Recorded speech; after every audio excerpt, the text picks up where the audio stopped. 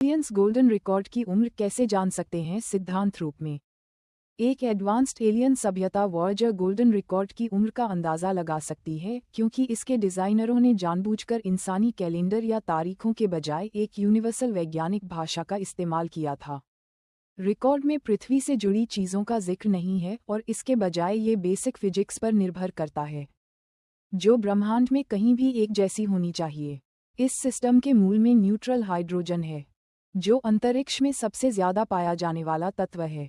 Golden record के cover पर hydrogen के हाइपरफाइन ट्रांजिशन का एक डायग्राम दिखाया गया है, जो एक जानी मानी एटॉमिक प्रक्रिया है जो 1420 मेगाहर्ट्ज़ की सटीक फ्रीक्वेंसी पर रेडिएशन छोड़ती है।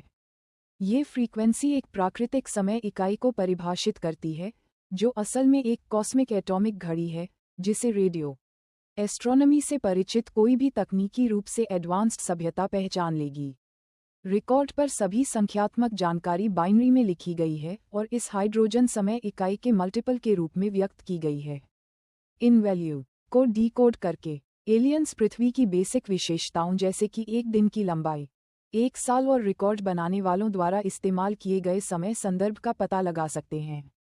सबसे महत्वपूर्ण बात यह है कि रिकॉर्ड में एक पल्सर मैप भी शामिल है, जो खास पल्सर के घूमने की अवधि दिखाता है। क्योंकि पल्सर एक अनुमानित दर से धीमे होते हैं, इसलिए उकेरी गई अवधियों की मौजूदा ऑब्जर्वेशन से तुलना करके एलियंस ये हिसाब लगा सकते हैं कि रिकॉर्ड बनने के बाद से कितना समय बीत चुका है।